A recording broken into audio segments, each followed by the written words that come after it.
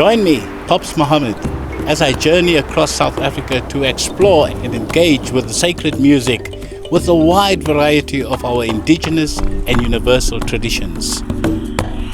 Soweto on a Sunday is bustling with life, and thousands of people are visiting different places of worship.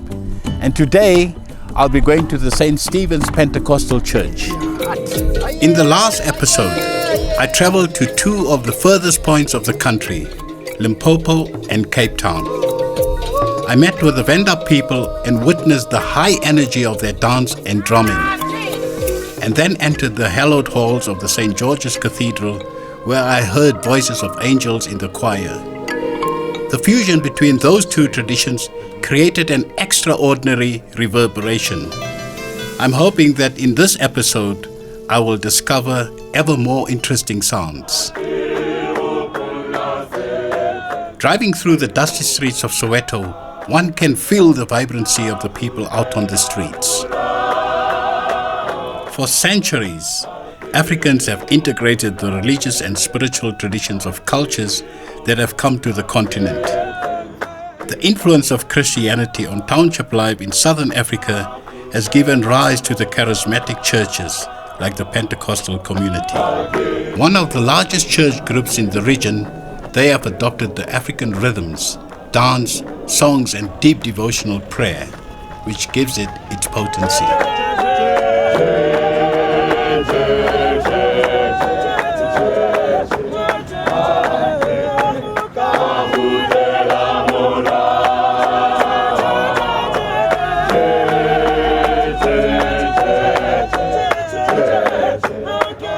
The harmonies that emanate from the choir echo my own sense of tempo. The voices range to include the depth of bass to the heights of a soprano, interspersed with clapping.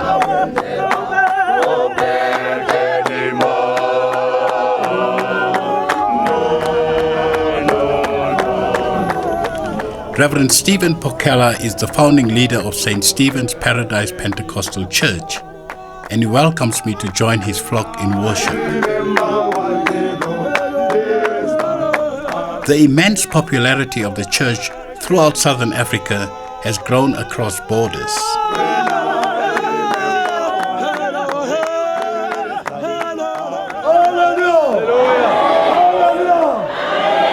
Reverend Stephen starts his charismatic evangelical sermon.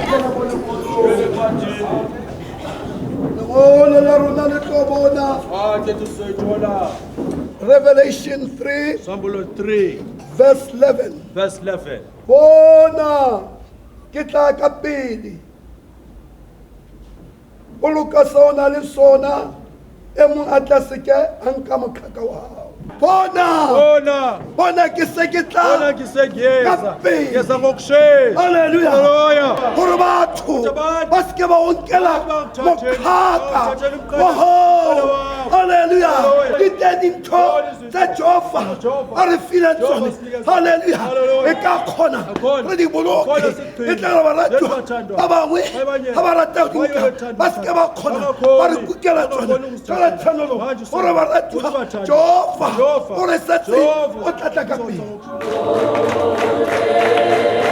Now the congregation becomes moved to sing. Their harmonies begin.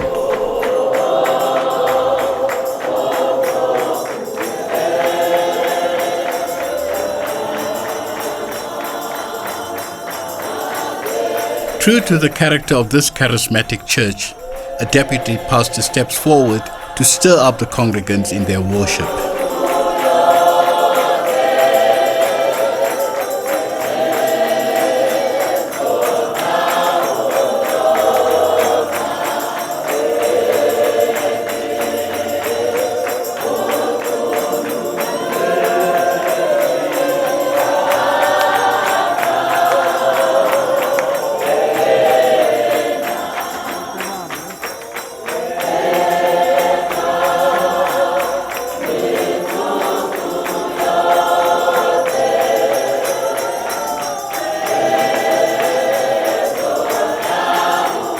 It feels a little like being in a sea of prayer.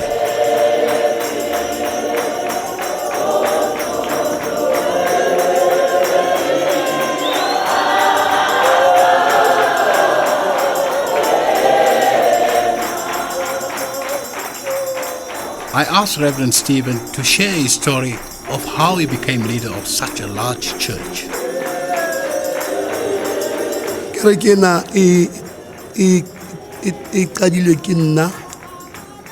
The year 1974 on May. Before the church I was the member of Anglican Church, an altar boy. One day during Sunday service, I had a vision from the altar. I created the blackout. I level after big one of the vision of the Christ, the Christ was sleeping, and then I started to begin in coma for a couple of days. And then my parents, my grandmother, she took me to the prophet. When the prophet prophesied, and then a gift from God. I supposed to the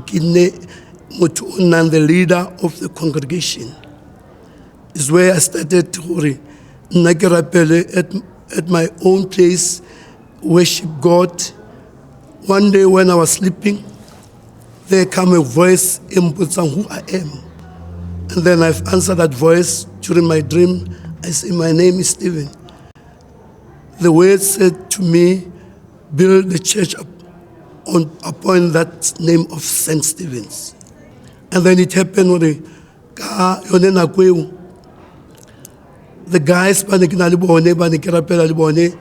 then they started the church.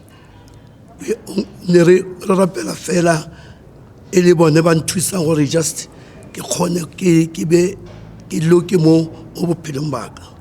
because usually every time I get to the day for the period of 5 hours. I went back to the prophet, and then Abanta and Kisako meeting to the river to baptize me.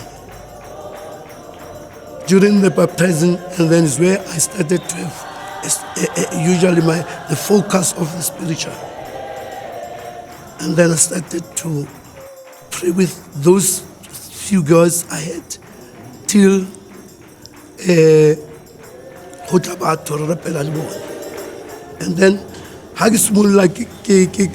I started to pray.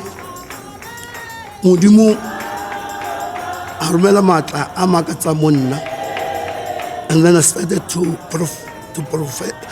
prophet the visions about it.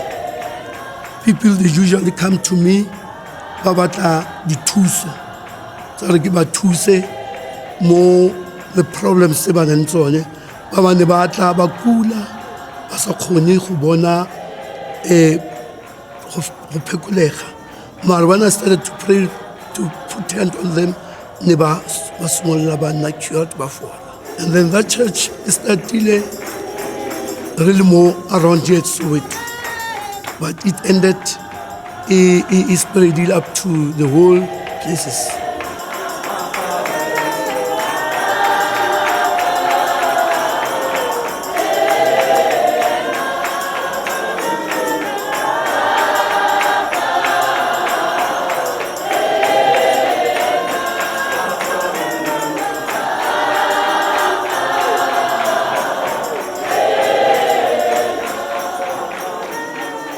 Mosola wa mino mo kerekeng re etsa gore phuthego e khone e believe mo modimong gore modimo teng.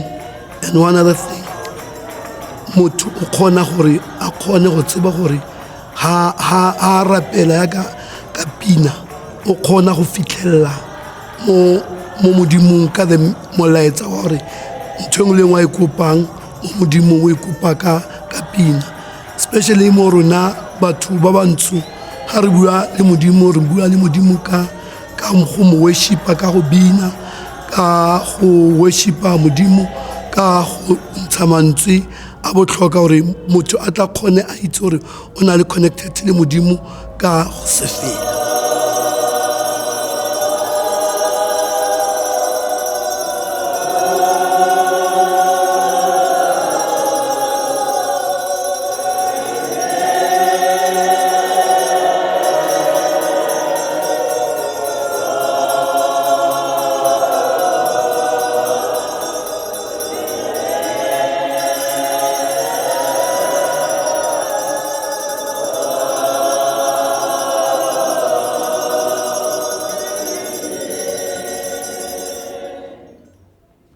I hear a devotional choir as they sing Harorise Morena for the congregation.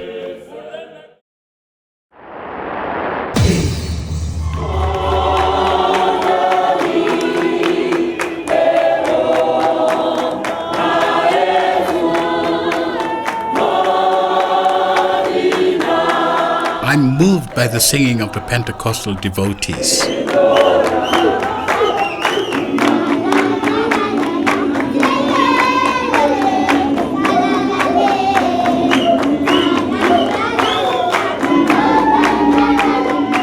I asked Pastor to explain the role of music in the Pentecostal church.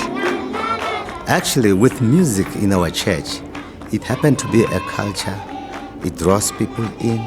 If you listen to most of the churches of the same caliber as us, but you'll find us more different than others, because the way we use it, the way we see, is far different than others.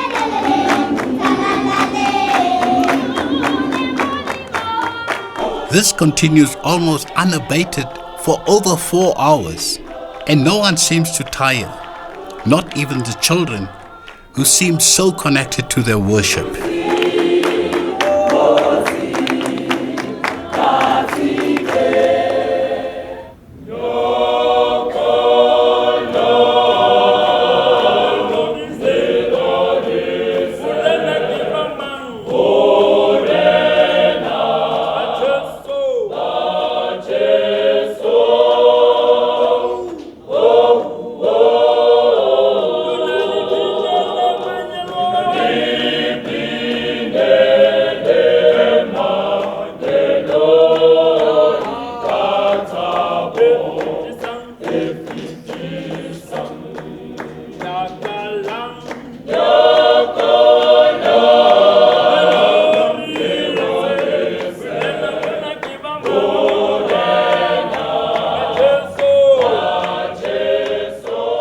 For one, I was drawn into the church by the music, the way it's so inspiring. And what's most important about it, you worship with it, you pray with it, you preach with it, and at the same time, you need music to push you into be more spiritual. If you want to preach, if you want to pray, you need to boost yourself with music. And that will really put you where you really need to be inside the church.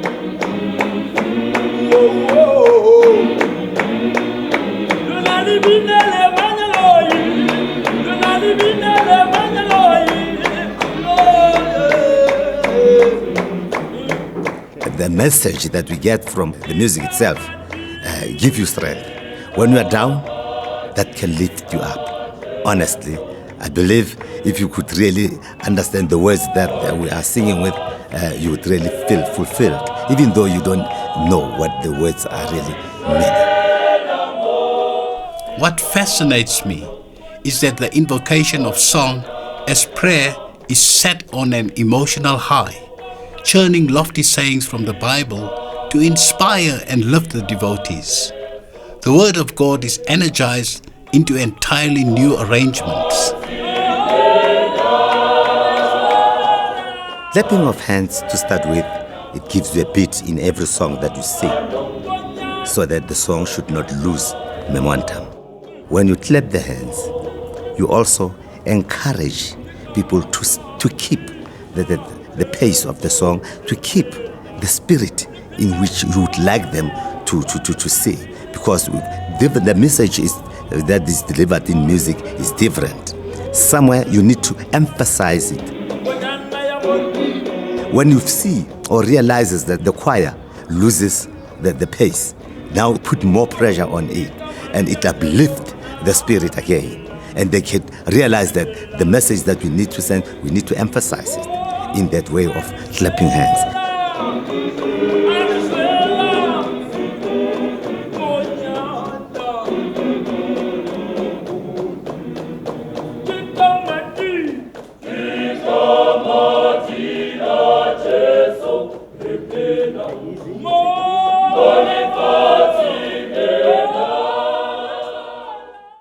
So we'll do Hallelujah, Hallelujah, And then amen. We end the phrase with amen. I anticipate an inspired fusion with the first choir I heard outside when I arrived, and discussed with them how I see it Start working. improvising.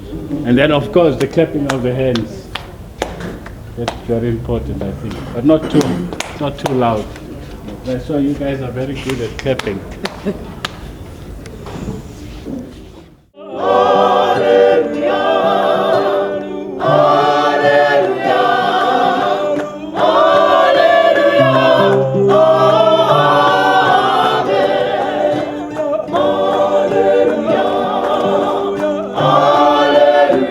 I speak with Sister Agnes, the choir leader, about her spirituality.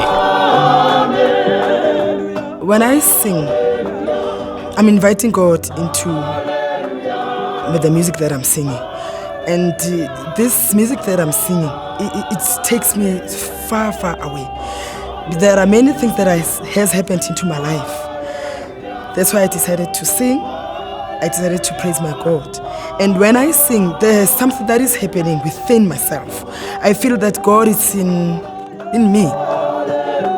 I feel that God is here. I feel like I don't know what is happening with me. I feel that my life has changed. I feel that the Spirit of God is in me. I feel that God has blessed me with so many things. And when I sing, I am so proud about Him. I am not just singing for the fun of singing.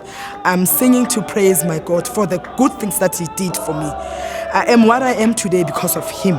So I've got this thing. I want to thank Him for the things that He has done for me.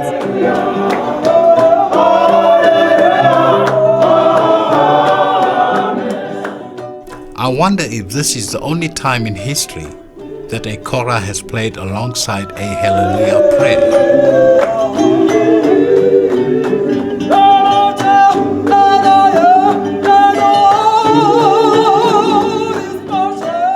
When I sing that song, I remember the great things that God has made for me. I know that I've got a home, the home that was not built with hands, the home that was built with power and so many things that I cannot even explain.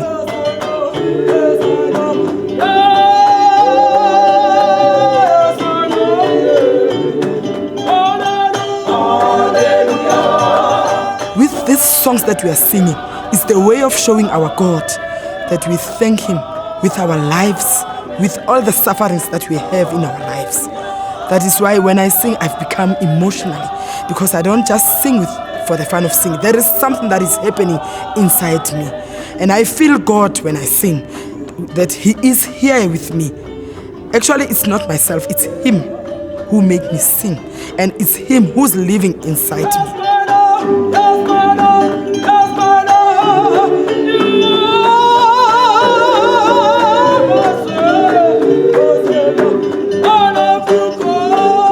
I am going to praise Him no matter how hard. And I know He's here and He hears what I'm saying. And He's going to provide me with the things that I'm asking Him to.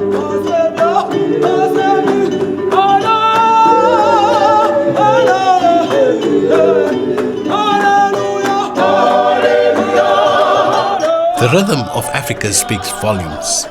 It's these very roots that give Christianity its power on the continent.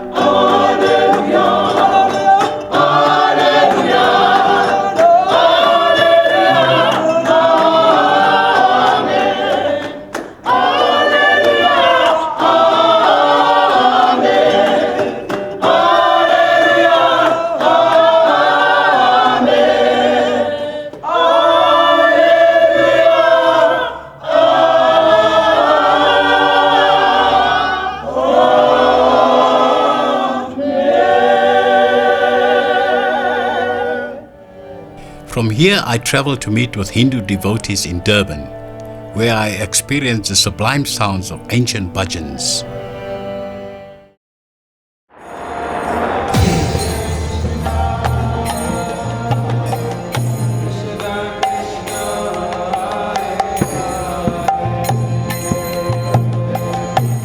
I'm here in the beautiful coastal city of Durban. The heart of the Indian community lies in KwaZulu-Natal, and I'm here to learn and understand and also explore the sacred music of Hinduism.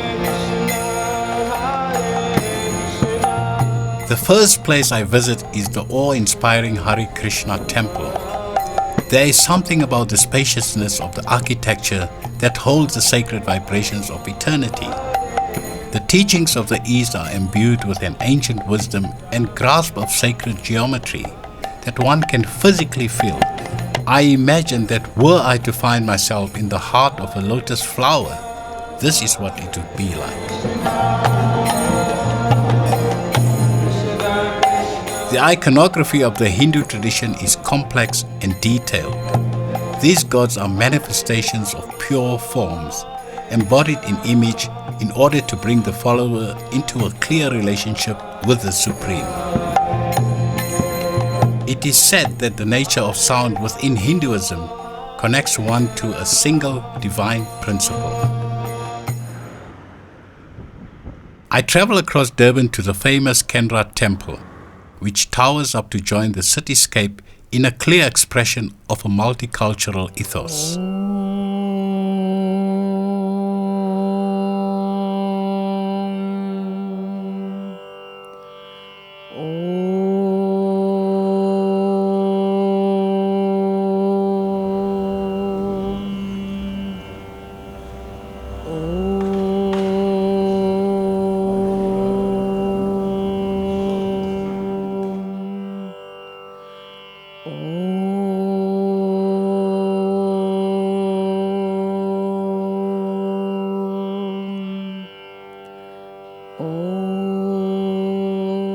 The reference to Om in Hinduism is a primordial sound that connects every aspect of Indian music.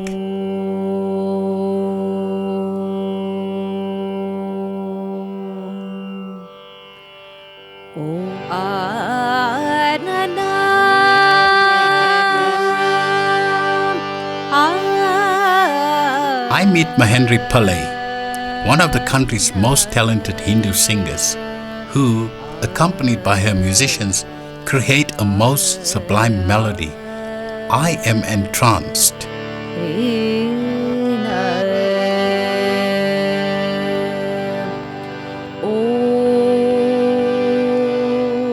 Vignesvaraya Namaha.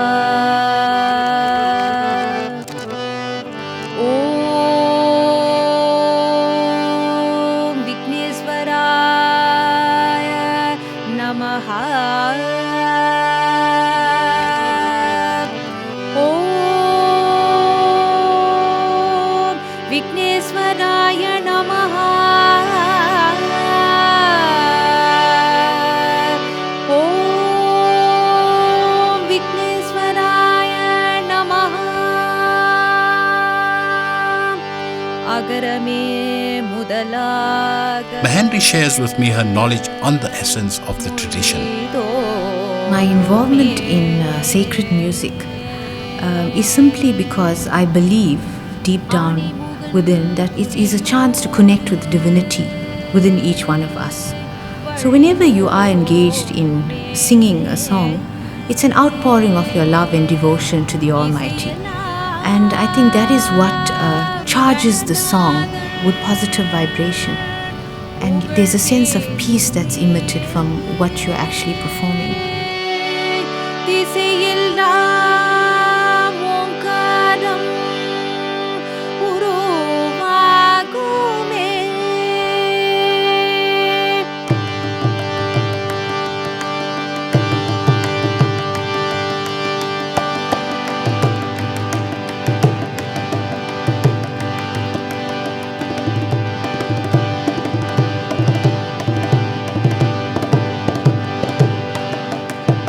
The piece was dedicated to the deity Lord Ganesha, who is the deity one normally prays to at the beginning of any function or recital. He is the deity that removes all obstacles.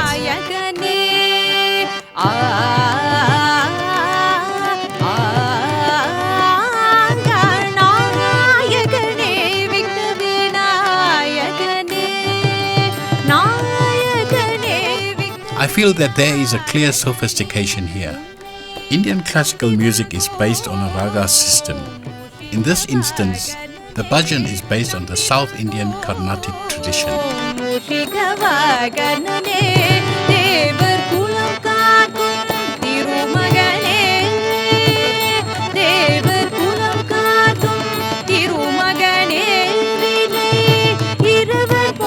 The meaning of the song portrays the beauty of Lord Ganesha and the fact that he is our protector. Raga means scale, and these are designed to evoke different moods throughout the day. Ragas are based on a 72 scale technique. The musicians align the syncopation of sound in this particular devotional bhajan. There's a very strong connection and bond between us as musicians. We just have to maintain eye contact and we understand what each one needs to be doing in that actual presentation. But from a bigger perspective, you feel that oneness, that connection with that divinity that I did mention earlier. Because as a team, each one just enhances the other, so that your whole presentation is more spiritually charged. And it's done as an offering, as a joint offering to the Lord.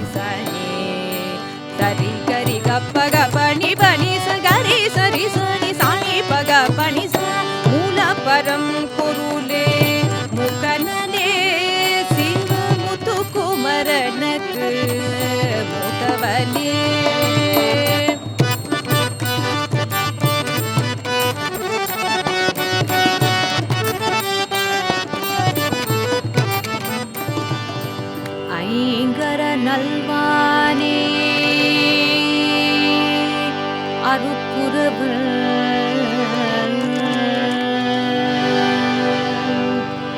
சங்கரனும்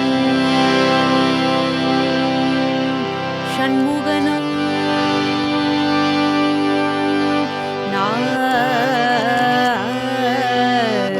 நாராயணனும் அம்பிகையும்.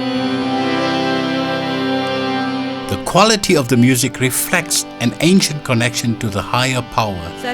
It reverberates with the name of the divine principle. The power of music in the Eastern tradition links the devotee to the unified source.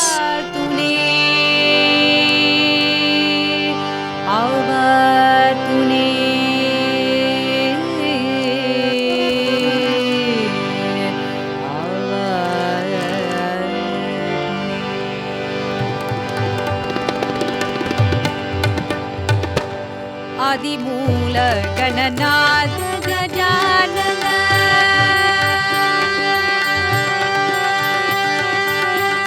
ஆதிமூல Gananatha கஜானன அற்புத தவல ஸ்வரூபா. The concept of bhajan involves mass participation. You try to get as many people as possible to follow the song. It is much simpler, more rhythmic, more lively. And its purpose is to actually generate as much positive vibration as possible in a shrine or temple or wherever you're presenting that.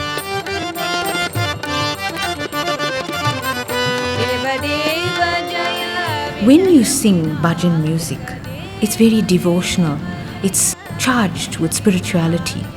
And the sound of the harmonium actually enhances those spiritual vibrations that you're trying to create.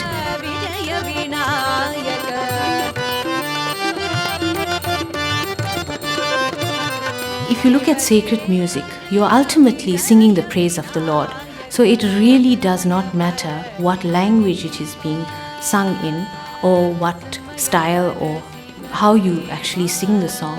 As long as the focal point is God, then that is the thread that will link all humanity.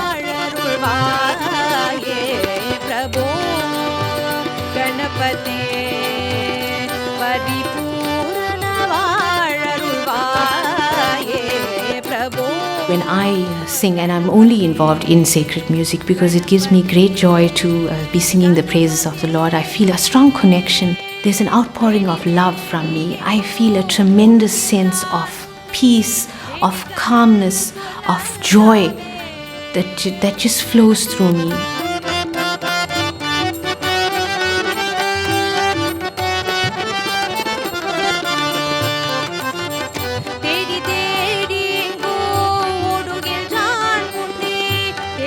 The tabla player's hands all but disappear as his fingers fly over the drum surface. I wonder if I might be able to match his movements with my mbira. This will be part of my challenge to bring fusion to this tradition steeped in antiquity.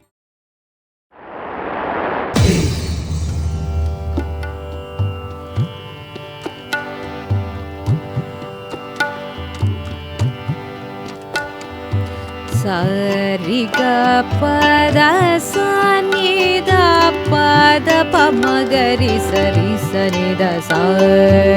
We're sitting in this temple here, and I had a look around its temple and the music. Is this music often performed in temples, or is it used in wedding ceremonies, when kids are born? When is it used and on which occasion?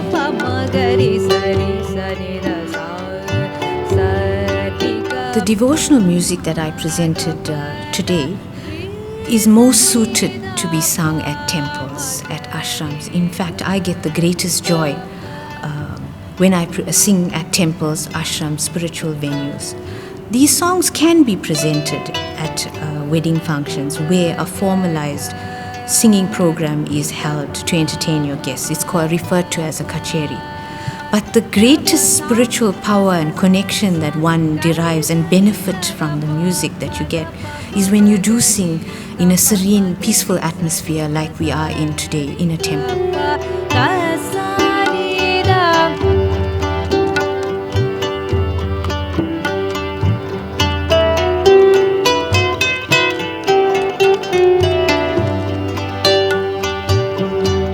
I noticed we have a dome in every Hindu temple where I go to, especially this one. It's got an amazing dome. Could you tell me what's the relevance?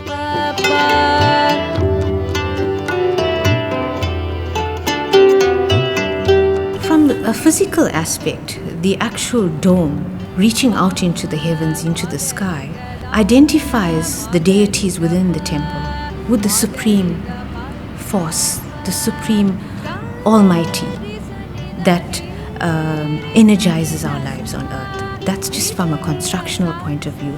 But when you sing within a temple, you will find that your voice resonates because of that specialized architecture, which the dome plays a very great role in creating. So when you sing, the resonance of it all is enhanced. The spiritual vibrations are enhanced very much. So I think the dome plays a significant role in bringing a greater charge into the music that's presented within the confines of the temple.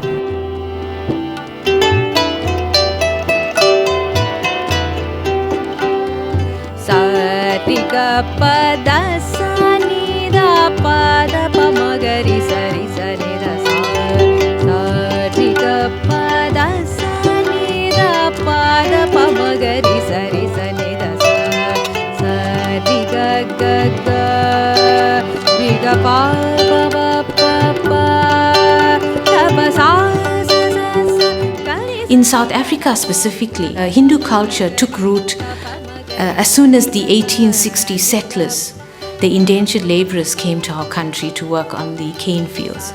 And they took the time and effort to preserve culture, music, set up temples like the one that we are currently at. And it is through their influence that we have our culture preserved to the present time. Pada pamagari sari sanida sa.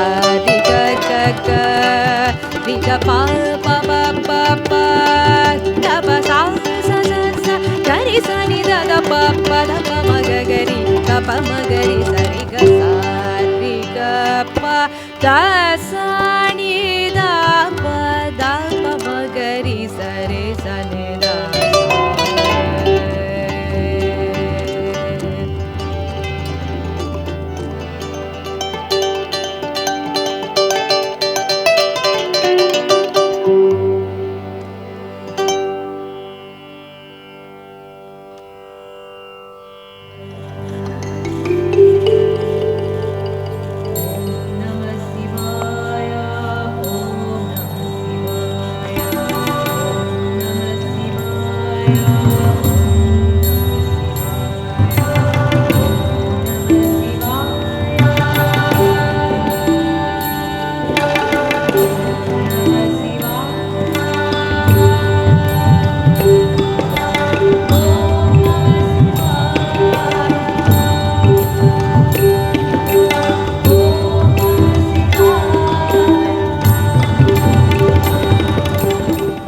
has the vision of Hinduism been for the rest of the world? There is a concept in Hinduism, Pops, that mentions that the whole world is one family. So I think that is what is really of primary importance, the fact that we can worship together, love one another and respect one another.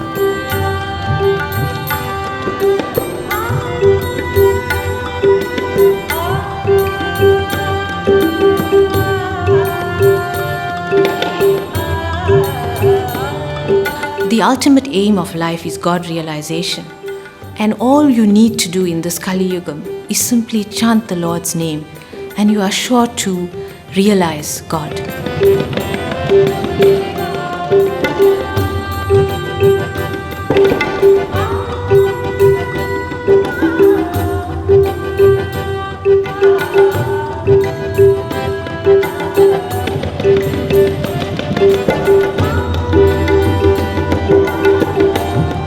Sacred music is very close to my heart because ultimately the purpose of it is to sing the praise of the Lord, pour out your love for the Supreme Being, show your devotion. It's a form of bhakti as we refer to it in the Hindu tradition.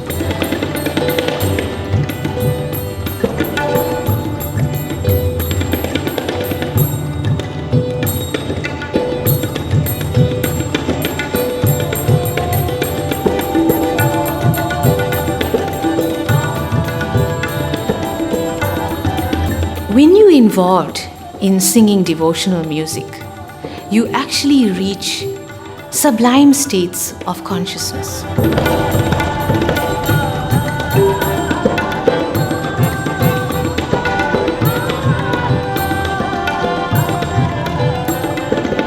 So it's a means of connecting with the divinity within you and showing your love, your universal love.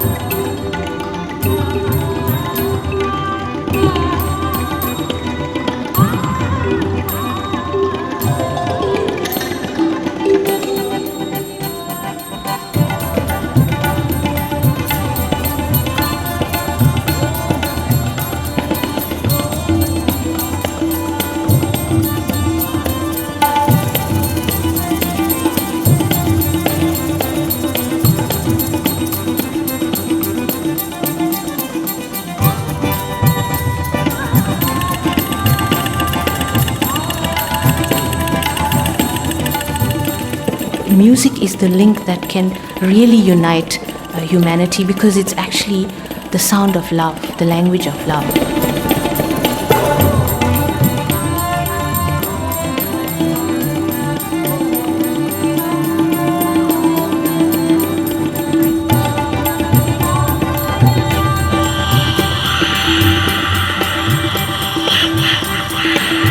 I'm excited about merging the Pentecostal and Hindu music. They could not be more different from each other, but I see the connection.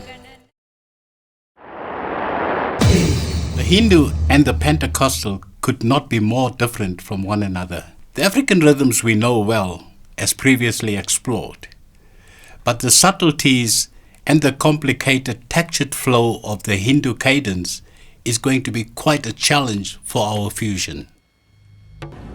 Motho o khona gore a khone go tseba gore ha rapela ya ka pina o kgona go fitlhelela mo modimong ka the molaetsa gore ntho engwe le ngwe a e kopang mo modimong o e kopa ka pina.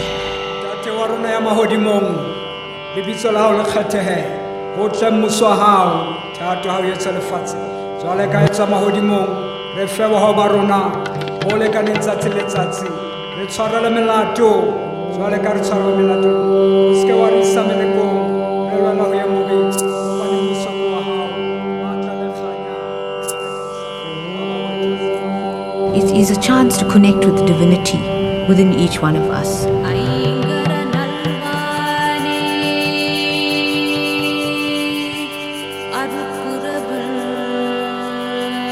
If you want to pray, you need to boost yourself with music. Our Father, who art in heaven, hallowed be thy name, thy kingdom come, thy will be done on earth as it is in heaven. Give us this day our daily bread, and forgive us our trespasses. Lead us not into temptation, deliver us from evil. For thine is the kingdom, the power and the glory, forever and ever. Amen.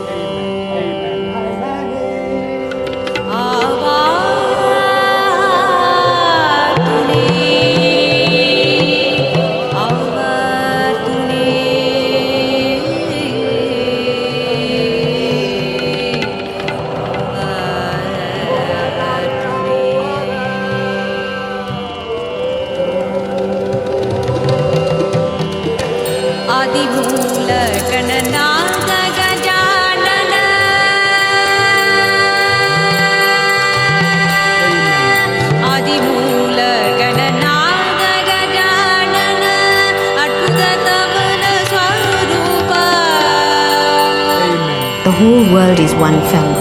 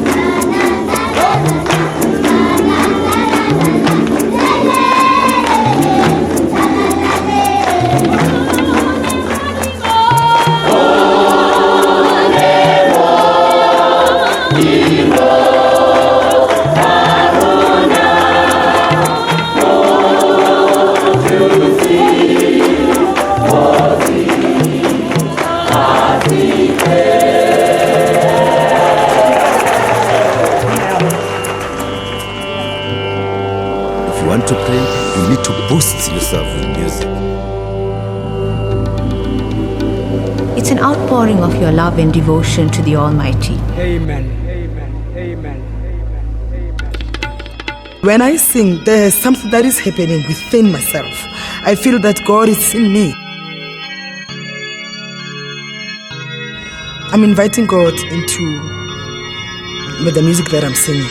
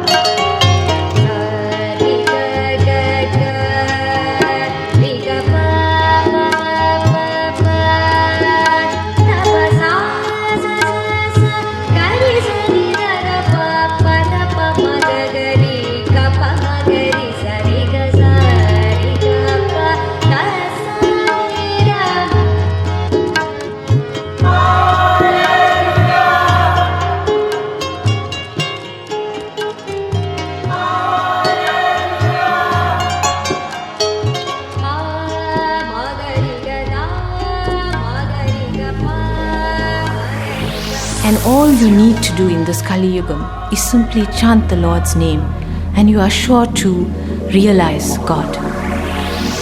It's as simple as that. It's as simple as that. It's as simple as that. It's as simple